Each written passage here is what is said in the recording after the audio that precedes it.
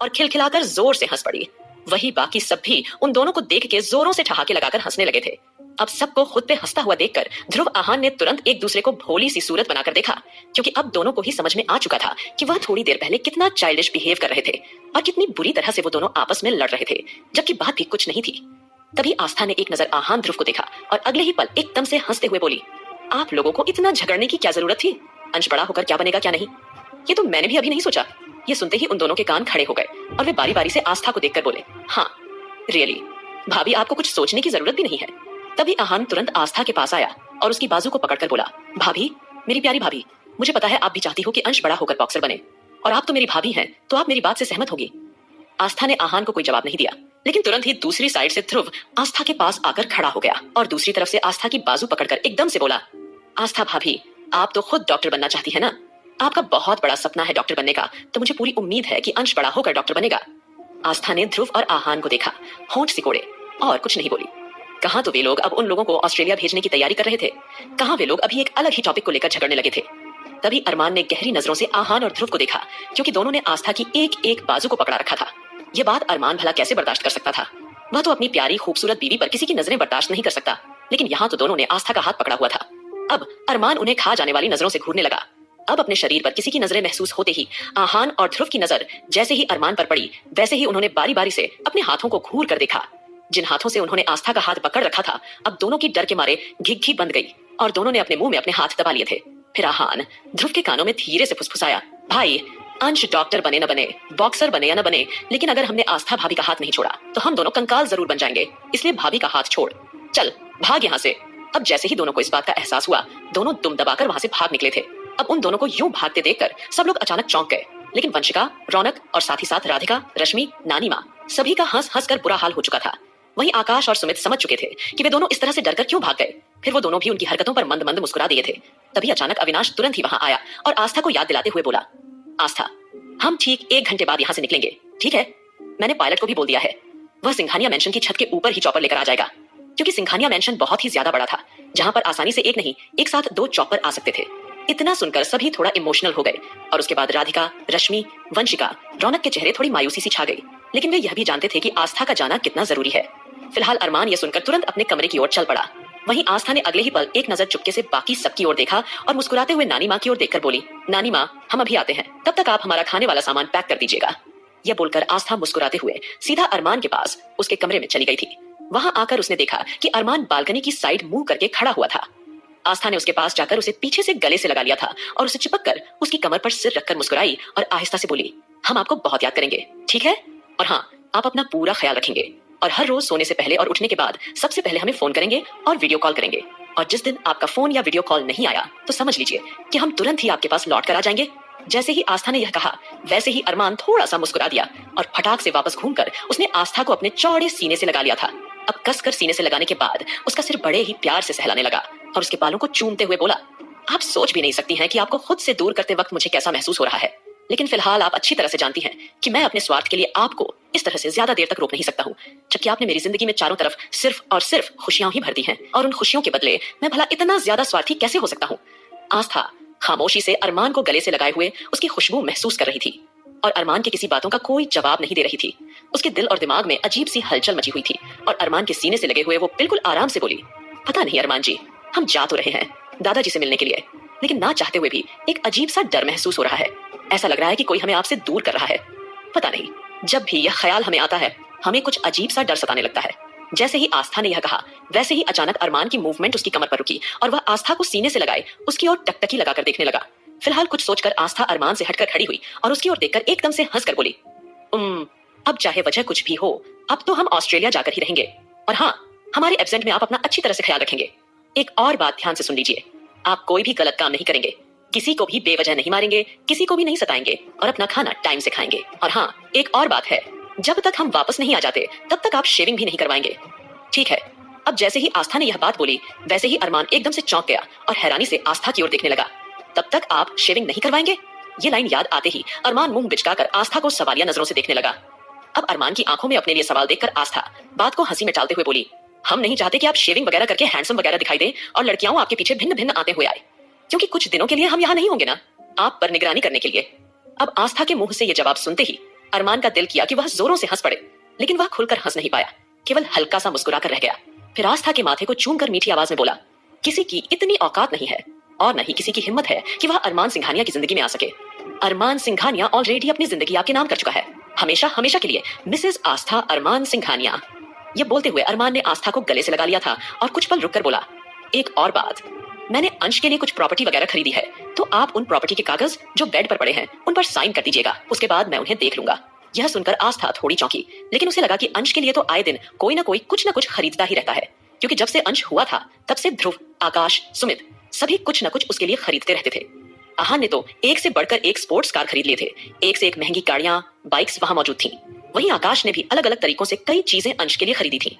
सुमित का भी कुछ ऐसा ही हाल था, इसलिए आस्था को किसी भी तरह का कोई ज्यादा शक नहीं हुआ और उसने फटाफट से बिना देखे सभी कागजों पर सिग्नेचर कर दिए थे। फिलहाल वह मुस्कुराते हुए अरमान को देख के बोली, अब हम चलते हैं, हमें बाकी सबसे भी मिलना है, दादाजी और पापा जी से भी आशीर्वाद लेना है, ठीक है? इतना बोलकर आस्था ने एक बार फिर कसकर अरमान को गले से लगा लिया था। फिर कुछ पल बाद वो बाहर की ओर जाने लगी, लेकिन अरमान उन कागजों को देखते हुए कुछ अजीब ढंग से मुस्कुराया। वहीं दूसरी ओर एक लड़की के साथ अपनी पूरी तरह से मनमर्जियां करने के बाद ब्लैक डेविल इस वक्त अपने असिस्टेंट रॉकी के सामने खड़ा हुआ था। रॉकी उस वक्त थरथराते हुए कांप रहा था, क्योंकि जब तक सम्राट को लड़की के साथ अपनी फन एक्टिविटी पूरी करे तब तक उसे विवेक सिंघानिया की खबर चाहिए थी। लेकिन अरमान ने तो विवेक को इस तरह से अंडरग्राउंड करवाया था कि कोई भी उसके बारे में कोई खबर नहीं निकाल पाया था। क्योंकि अब उसने ब्लैक डेविल का काम नहीं किया था तो रॉकी की हालत काफी ज्यादा खराब हो चुकी थी। फिलहाल सम्राट ने रॉकी को 2 बर्फ की सिल्लियों पर खड़ा करके रखा हुआ था और ऊपर से उसके ऊपर मसाले जला रखे थे। नीचे से बर्फ की तरह ठंडा होता जा रहा था। इस वक्त उसकी हालत बहुत ज्यादा खराब हो चुकी थी, लेकिन ब्लैक डेविल को उस पर इतना सा भी रहम नहीं आया था और वह लगातार उसकी ओर देखकर बोले जा रहा था, शुरू से लेकर आज तक तुम मेरे साथ हो और यकीन मानो तुम हमेशा मेरे लिए वफादार रहे हो और तुमने हमेशा मेरा सारा काम किया है, लेकिन अब तुम्हें अचानक से क्या हुआ? तुमने काम ही करना बंद कर दिया। तुम ऐसा कैसे कर सकते हो? जब मैंने बोला मुझे विवेक सिंघानिया की खबर चाहिए तो मतलब चाहिए थी, तुम्हें मुझे विवेक सिंघानिया की खबर देनी चाहिए थी, लेकिन तुम तो मुझे उसके बारे में कुछ भी जानकारी नहीं दे पाए। अब तुम ही बताओ माय डियर रॉकी, मैं तुम्हें ऐसे कैसे छोड़ दूं? भले ही इस वक्त सम्राट बिल्कुल नॉर्मली बात कर रहा था, लेकिन उसके बात करने के तरीके भर से ही रॉकी के जिस्म में कंपकपी सी दौड़ गई थी। इतना डर उसे बर्फ से नहीं लग रहा था जितना डर उसे इस वक्त अपने सामने खड़े हुए सम्राट ठाकुर से लग रहा था।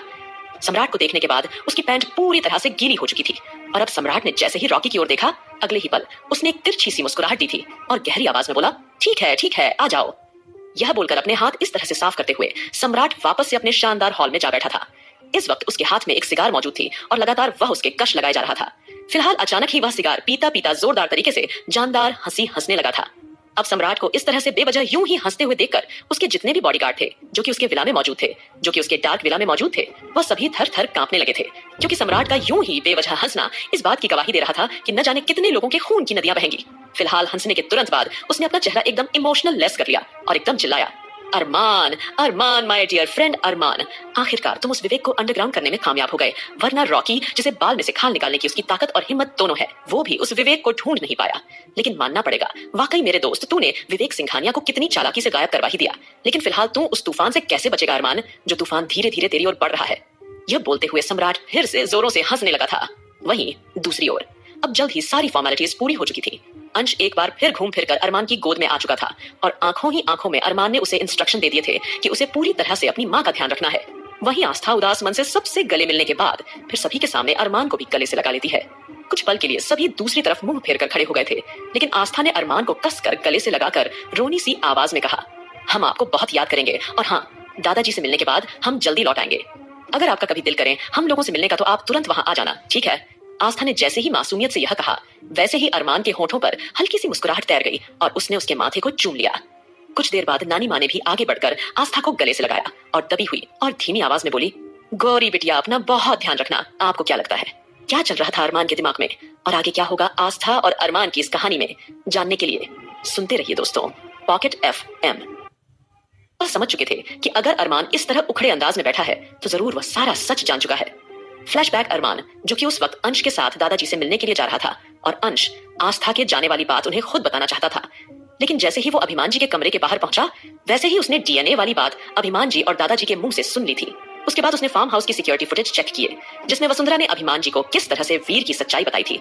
ये देखकर वह भी अब सारी बातें जान चुका था और रह रहकर उसके दिमाग में बचपन की वह सारी यादें उभरने लगी थी। Flashback and. अरमान उठा और अपने पिता और दादा के पास आया और बारी बारी से दोनों को सवालिया नजरों से देखने लगा। तभी दादाजी अरमान की ओर देखकर जल्दी से बोले, अरमान, इसमें तुम्हारे पिता की कोई गलती नहीं है। मेरी बात समझने की कोशिश करो बेटा। अगर वीर तुम्हारा भाई है तो हमें उसे सुधरने का एक मौका देना चाहिए, और वैसे भी उसने हमारे अंश की जान बचाई है। तुम जो कहोगे, जैसा कहोगे हम वैसे ही करेंगे, लेकिन तुम्हें किसी बात को लेकर परेशान होने की कोई जरूरत नहीं है। जैसे ही दादाजी ने अब साफ शब्दों में अरमान से यह कहा, वैसे ही अरमान ने केवल सपाट लूक उन दोनों को दिया, और अब अरमान 2 कदम आगे बढ़ा और पीछे मुड़कर उन लोगों की ओर देखते हुए गहरी आवाज में बोला, ऑलरेडी मैंने उन दोनों को लेने के लिए अपने आदमियों को भेज दिया है, और हाँ, उनके लिए नीचे वाले कमरे भी तैयार करवा दिए गए हैं। लेकिन एक बात आप दोनों याद रखना, आप दोनों अपने अपने तरीके से उन दोनों को बदलने की कोशिश कर सकते हो। और हाँ, वसुंधरा रामचंद्र मेरी माँ नहीं है, ना ही मैं कभी उसे अपनाऊंगा, और ना ही वीर को मैं कभी भी अपना भाई मानूंगा, क्योंकि मैंने उसे हमेशा से ही अमरेंद्र के बेटे के रूप में देखा है। इसलिए मैं उसे इस तरह से अपना संगा भाई कभी नहीं मान सकता हूँ, और मैं आप लोगों के इमोशन के साथ भी खेलना नहीं चाहता हूँ। मैं जानता हूँ कि जब से आप लोगों को यह पता चला है कि वीर आपका बेटा है, आप उससे मिलने के लिए तरस रहे हैं। अच्छी बात है, एक पिता को अपने बेटे से इतनी मोहब्बत तो होनी ही चाहिए, और मेरे यकीन जाने मैं आप लोगों की मोहब्बत के बीच में नहीं आऊंगा। लेकिन अगर वीर और वसुंधरा ने मेरे हंसते खेलते परिवार को कोई नुकसान पहुंचाने की कोशिश की, उस वक्त आप दोनों बीच में नहीं आएंगे। अरमान की बातों में अनकही वार्निंग छुपी हुई थी। अरमान ने जैसे ही एक एक शब्द चबा चबा कर धीमे स्वर में समझाया, वैसे ही अभिमान जी और दादाजी के रोंगटे ही खड़े हो गए थे। आपको क्या लगता है, क्या चल रहा था अरमान के दिमाग में, और आगे क्या होगा आस्था और अरमान की इस कहानी में, जानने के लिए सुनते रहिए दोस्तों पॉकेट FM। लेकिन अगर वीर और वसुंधरा ने मेरे हंसते खेलते परिवार को कोई नुकसान पहुंचाने की कोशिश की, उस वक्त आप दोनों बीच में नहीं आएंगे। अरमान की बातों में अनकही वार्निंग छुपी हुई थी। अरमान ने जैसे ही एक एक शब्द चबा चबा कर धीमे स्वर में समझाया, वैसे ही अभिमान जी और दादाजी के रोंगटे ही खड़े हो गए थे। अब आगे, क्योंकि भले ही अरमान बड़े नॉर्मली बातें कर रहा था, लेकिन उसकी लाल आंखें इस बात की गवाही दे रही थी कि इस सच ने उसे कितना ज्यादा दर्द दिया है। वही अभिमान अरमान से कुछ कहना चाहते थे, लेकिन तब तक अरमान लंबे लंबे डिग भरता हुआ तुरंत उस कमरे से बाहर निकल गया था। वही अरमान के जाने के बाद अभिमान जी अपना सर पकड़ कर बैठ गए थे, और अगले ही पल उन्होंने दादाजी की ओर परेशानी भरी नजरों से देखा। फिर कड़वी सी स्माइल करके बोले, देखा आपने, अरमान को बिल्कुल भी अच्छा नहीं लग रहा है कि हम उसे यहाँ लेकर आ रहे हैं, और पिताजी आप बेकार में ही जिद पकड़ कर बैठे हैं। हमें उन्हें कहीं और अलग जगह रखना चाहिए। वह लोग हमारे परिवार के लिए पूरी तरह से खतरा है, ये बात हम अच्छी तरह से जानते हैं, और ये जानते समझते हुए भी हम उन्हें यहाँ लेकर भला कैसे आ सकते हैं। अभिमान की बातें सुनकर दादाजी कुछ पल शांत रहे, और फिर उठ खड़े हुए और कॉन्फिडेंस से बोले, देखा नहीं तूने तेरा बेटा क्या कहकर गया है, उन्हें आने दो। अगर वाकई वह बदल चुके हैं और वह हमारे परिवार को कोई नुकसान नहीं पहुंचाना चाहते हैं, तो वह इस घर में रह सकते हैं। लेकिन अगर उन्होंने कोई भी घटिया हरकत करने की कोशिश की, तो फिर तुम तो जानते ही हो ना, तुम्हारा बेटा उन्हें इतनी आसानी से किसी भी कीमत पर नहीं छोड़ेगा। फिलहाल तो तुम रिलैक्स रहो, ठीक है, और कम से कम उन्हें कुछ दिन अपनी आंखों के सामने देखने के बाद और हमारे मन को थोड़ी बहुत तसल्ली भी हो जाएगी कि हमने तुम्हारी औलाद के लिए कुछ ना कुछ अच्छा करने की कोशिश की थी। मेरी बात समझ रहे हो ना तुम? दादाजी की बात सुनकर अभिमान जी एकदम से चुप हो गए थे, और दादाजी अब अभिमान जी को समझाने के बाद सीधे कमरे से बाहर निकल गए। दूसरी ओर वही वसुंधरा और वीर, जिन्हें वहां से सीधा शहर से बाहर फेंकना था, लेकिन अब अरमान के ऑर्डर पर उन्हें वापस से सिंघानिया मेंशन लाया जा रहा था।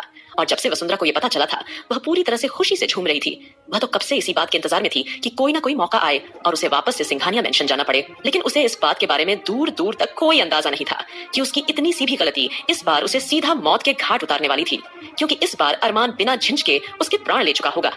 फिलहाल उसने वीर को रास्ते में अच्छी तरह से समझा बुझा दिया था कि उसे नॉर्मली बर्ताव करना है।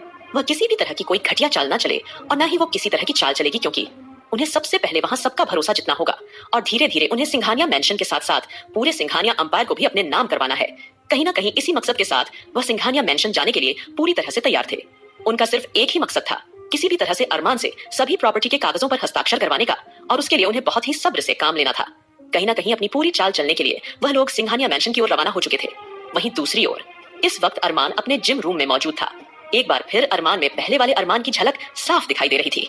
उसने लगातार पंचिंग बैग पर पंच करना शुरू कर दिया था। कितनी ही देर तक वह खुद को सजा देता रहा। वह सपने में भी नहीं सोच सकता था, जिस वीर से वह दुनिया में सबसे ज्यादा नफरत करता हुआ आया है, जिस वसुंधरा को बचपन से ही उसने नफरत के तौर पर देखा है, वह इस तरह से उसकी जिंदगी में आ धमकेगी, और उसे हर रोज उनकी शक्ल देखनी पड़ेगी। क्योंकि इस तरह से अरमान सिंघानिया मेंशन को छोड़कर नहीं जा सकता था, क्योंकि सिंघानिया मेंशन की बुनियाद ही अरमान से थी। लेकिन अरमान इस तरह से अपने पिता और दादाजी के इमोशंस को भी अनदेखा नहीं कर सकता था। इसीलिए उसने ना चाहते हुए भी वीर और वसुंधरा को सिंघानिया मेंशन में रहने की इजाजत दे दी थी। साथ ही साथ उसने उन दोनों को एक मौका देने के बारे में भी सोच लिया था, और इस बात के बारे में भी सोच लिया था कि अगर उन्होंने किसी भी तरह की कोई घटिया चाल चलने की कोशिश की, तो अरमान सिंघानिया इस बार उन्हें माफ करना तो दूर की बात है, बल्कि वो उन्हें जिंदा तक नहीं रहने देगा। फिलहाल वहीं दूसरी ओर ऑस्ट्रेलिया में रघुवंशी मैंशन को दुल्हन की तरह सजाया गया था। अविनाश फोन पर ही सभी को इंस्ट्रक्शन दे रहा था कि आस्था के स्वागत में इतनी सी भी कमी नहीं रहनी चाहिए। आखिरकार बरसों बाद उसकी बहन उसके साथ वापस घर लौट रही थी, तो अविनाश इस मोमेंट्स को बहुत ही ज्यादा स्पेशल बनाना चाहता था। उस समय आस्था का स्वागत करने के लिए पूरे रघुवंशी अंपायर के साथ काम करने वाले लोग वहां मौजूद थे और सभी बेसब्री से आस्था के आने का इंतजार कर रहे थे। और जैसे ही अविनाश का चॉपर रघुवंशी मैंशन के बड़े से गार्डन में लैंड हुआ, तो आस्था के दादाजी की धड़कनें पूरी तरह से बढ़ने लगी थी और वह अपनी व्हील चेयर के साथ गार्डन में ही आ गए थे और वो एक तक उस चॉपर की ओर ही देखे जा रहे थे जहां से आस्था उतरकर उनके पास आने वाली थी। आस्था के दिल में अजीब सी हलचल मची हुई थी। अविनाश के बाद पहली बार वह किसी अपने से मिलने वाली थी। दादाजी से मिलने की खुशी उसकी कुछ अलग ही थी। हालांकि अरमान से अलग होने पर उसका दिल पूरी तरह से भारी हो रहा था, लेकिन पहली बार वह अपने किसी सगे रिश्तेदार से मिल रही थी तो उसके दिल की हालत अजीब सी हो गई थी। अजीब सी गुदगुदी उसके दिल में महसूस हो रही थी।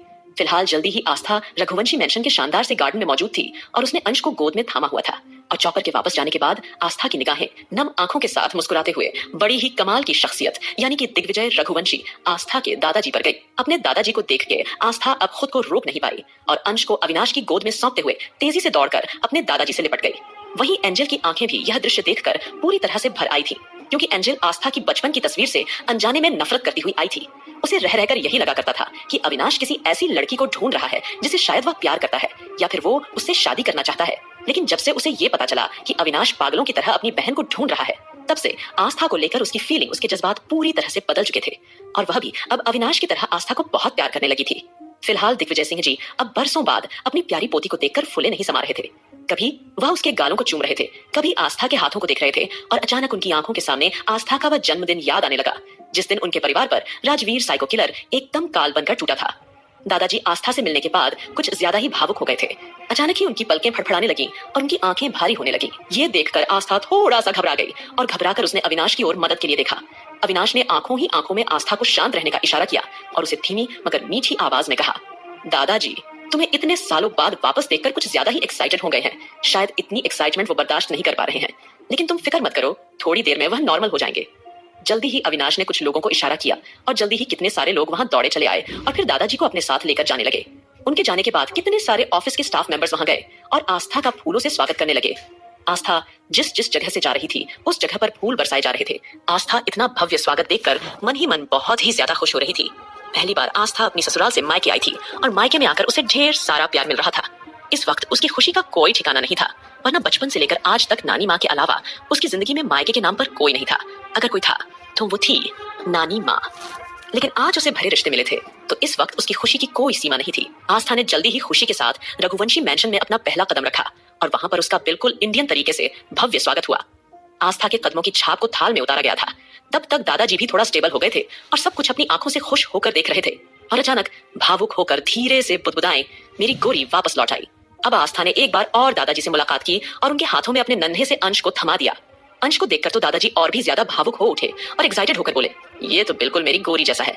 पता है बेटा, जब तू छोटी थी बिल्कुल ऐसी ही थी। यह बोलकर उन्होंने अंश के माथे को चूम लिया था और उसे पुचकारने लगे। आस्था इस वक्त फूली नहीं समा रही थी और कब वह पूरी तरह से अपने परिवार में घुल मिल गई उसे पता ही नहीं चला। और कितनी ही देर तक वो अपने दादाजी से अपने बचपन के किस्से सुनती रही। फिर उसके बाद अपने माँ बाप की फोटो के सामने कितनी ही देर तक खड़ी होकर रोती रही। एक बार फिर आस्था अपने परिवार को देख के अपने दादाजी से मिलकर उसे अपने पुराने दिन याद आने लगे थे और आज एक बार फिर जाने अनजाने में ही सही आस्था को राजवीर जिंदल की याद आ गई थी। कहीं ना कहीं आस्था सोच रही थी कि राजवीर जिंदल ने उसकी जिंदगी के साथ कितना बुरा किया। उसके परिवार में उसके माता पिता को बेरहमी से मार डाला और उसके दादाजी के पैर छीन लिए। काश राजवीर जिंदल जिंदा होता तो आस्था उसे इस बार अपने हाथों से मार डालती। कहीं ना कहीं यह सोचते हुए आस्था की आंखों गुस्से से भड़क उठी थी, क्योंकि इस वक्त वह अपनी माँ की फोटो को सीने से लगाए बैठी हुई थी। वहीं दूसरी ओर नाइजीरिया के अस्पताल में राजवीर को एक बार फिर होश आ चुका था और इस बार वह बिल्कुल भी पैनिक नहीं हुआ। शांत तरीके से वह हॉस्पिटल की बेड पर ही पड़ा रहा। उसे देखकर साफ पता चल रहा था कि शायद वो अपनी गहरी आंखों से कुछ अनुमान या अंदाजा लगाने की कोशिश कर रहा था। फिलहाल उसने जल्दी ही एक नर्स को देखकर कहा कि उसे सम्राट से मिलना है। अब यह सुनकर नर्स थोड़ा चौंक गई और उसने हाँ में गर्दन हिलाई। फिर देर ना करते हुए उसने जल्दी ही 24 घंटे राजवीर की निगरानी करने वाले गार्ड को इस बारे में बता दिया था कि अंदर लेटे हुए पेशेंट को होश आ गया है।